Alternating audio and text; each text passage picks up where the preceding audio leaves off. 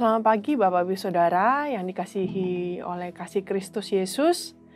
Berjumpa kembali dengan saya di program sarapan pada pagi hari ini.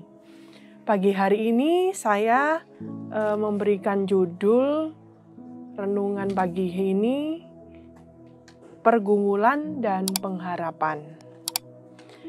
Setiap kita pasti punya pergumulan.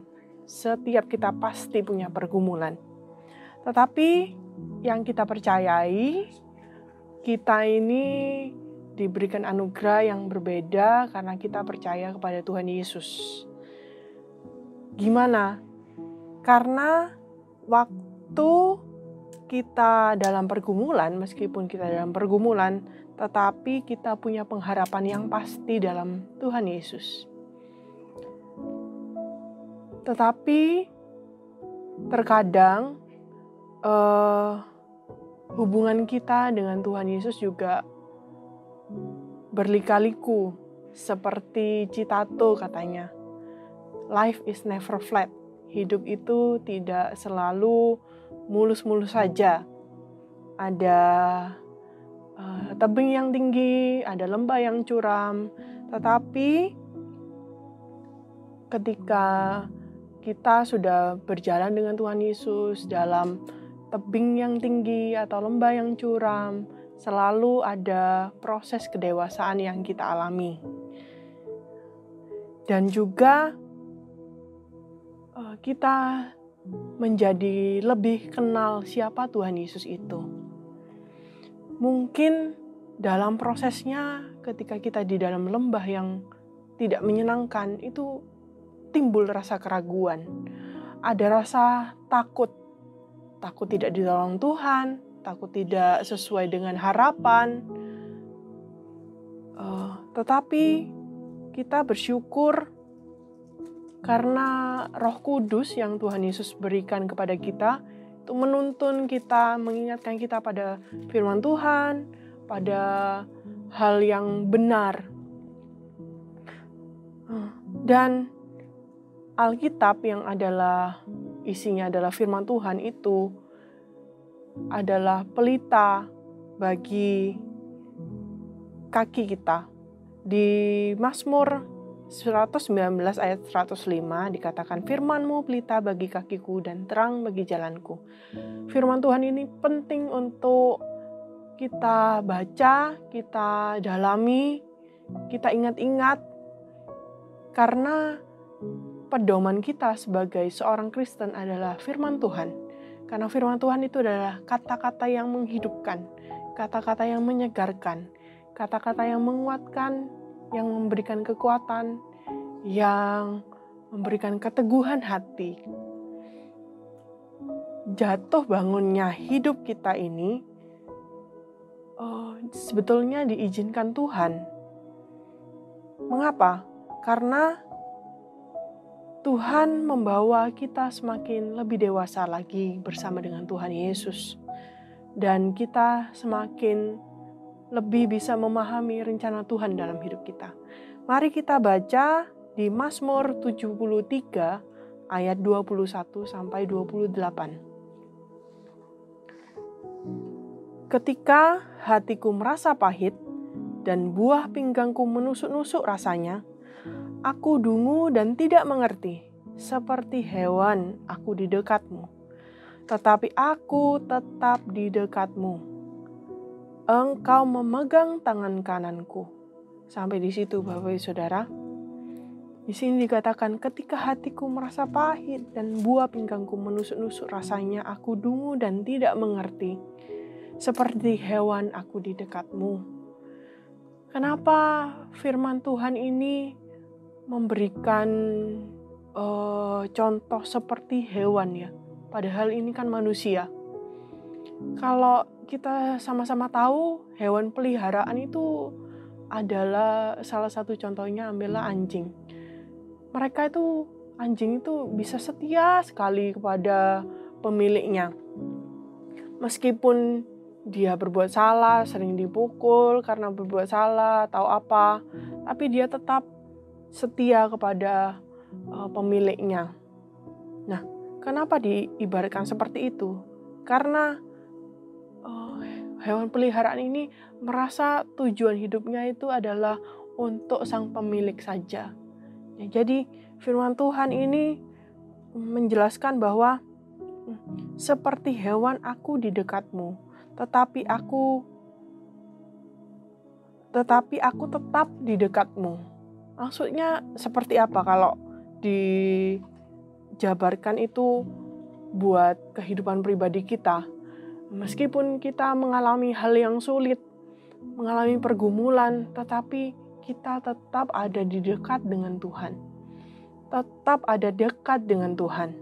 Seperti apa sih dekat dengan Tuhan itu? Apa senantiasa 24 jam di gereja, gedung gereja, terus berdoa gitu? Ya, tidak seperti itu ya Bapak Ibu Saudara. Tetap menjalani kehidupan pekerjaan, kehidupan di dalam rumah, dalam pekerjaan keluarga juga.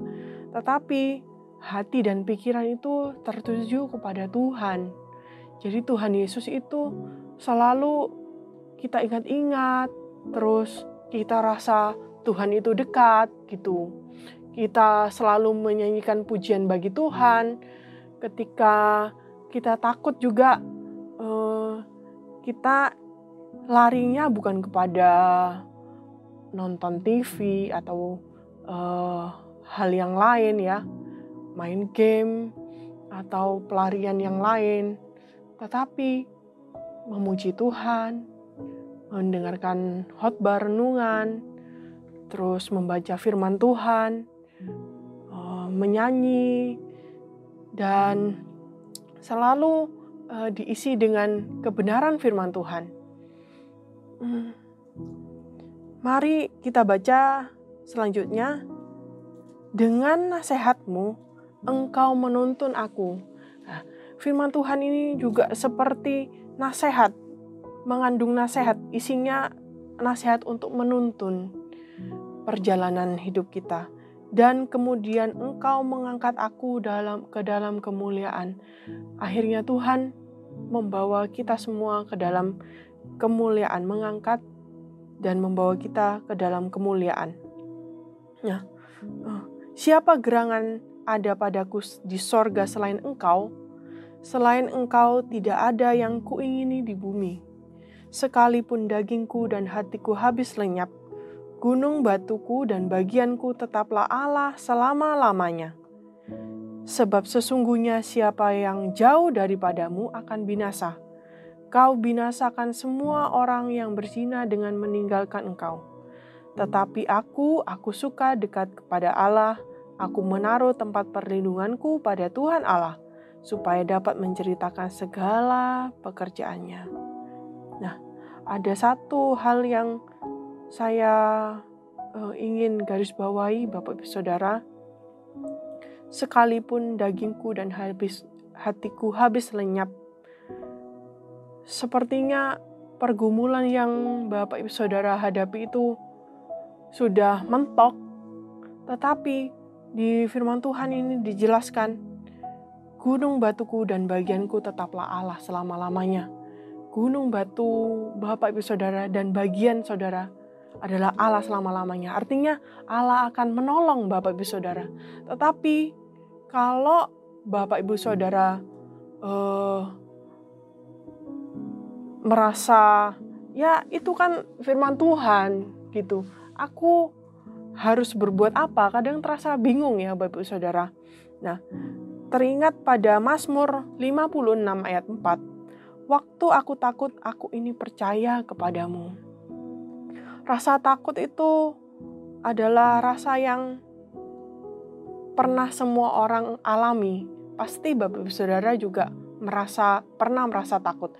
Takut rugi, takut bangkrut, takut kehilangan pekerjaan atau kehilangan orderan, atau takut anaknya tidak lulus, takut anaknya tidak bisa ini, tidak bisa itu, takut tidak bisa menyelesaikan project A, project B. Rasa takut itu pasti ada pasti pernah dirasakan oleh semua orang. Tetapi firman Tuhan mengatakan, waktu aku takut, aku ini percaya kepadamu. Nah, seperti apa Bapak Ibu Saudara? Jadi waktu kita rasa takut, langsung kita hadapi, bukan hadapi sebagaimana kayak tinju-tinjuan itu tidak mungkin ya Bapak Ibu Saudara. Tetapi hadapi seperti apa? Hadapi ya omong sama Tuhan. Tuhan, ini aku lagi rasa takut. Aku ini takut, tapi aku ini mau percaya kepadamu. Kadangkala itu kalau kita menghadapi pergumulan, ya berdoa, ya didoakan, ya percaya Tuhan Yesus membantu, menolong. Tetapi cuman omong saja, hatinya itu tidak percaya kepada Tuhan. Nah, biar dari firman Tuhan ini kita itu benar-benar belajar untuk menaruh percaya kepada Tuhan. Dengan cara, ini loh bebanku, ini pergumulanku, tak ambil Tuhan, ini tolonglah aku. Karena firman Tuhan juga mengatakan, pikul lakuk yang ku pasang, dan belajarlah kepadaku, karena bebanku itu ringan, dan hatimu akan mendapatkan ketenangan, kelegaan. Itu firman Tuhan. Artinya apa? Permasalahan rasa takut yang kita hadapi, ungkapkan pada Tuhan, dan Tuhan tolong ajari aku bagaimana aku bisa merasa lega. Nah, itu Bapak Ibu Saudara. Saya dorong untuk Bapak Ibu Saudara bisa mempraktekkan ini di rumah, dimanapun Bapak Ibu Saudara, apapun yang Bapak Ibu Saudara hadapi, lakukan ini, doakan dan akui kepada Tuhan. Tuhan, ini rasa takutku, Tuhan, ini khawatirku, tetapi aku mau taruh rasa khawatirku itu, tapi aku mau percaya kepada Engkau. Nah, sama seperti firman Tuhan di ayat terakhir, tetapi aku suka dekat kepada Allah. Dekat kepada Allah ini seperti curhat ya. Aku suka curhat kepada Allah. Aku suka curhat kepada Allah. Aku menaruh tempat perlindunganku pada Tuhan Allah, supaya dapat menceritakan segala pekerjaannya. Ketika kita hadapi kemenangan, maka kemenangan itu bisa kita ceritakan kepada orang-orang dan menjadi kekuatan buat orang-orang semua. Nah, itu saja Bapak Ibu Saudara. Semoga Tuhan Yesus memberkati kita semua.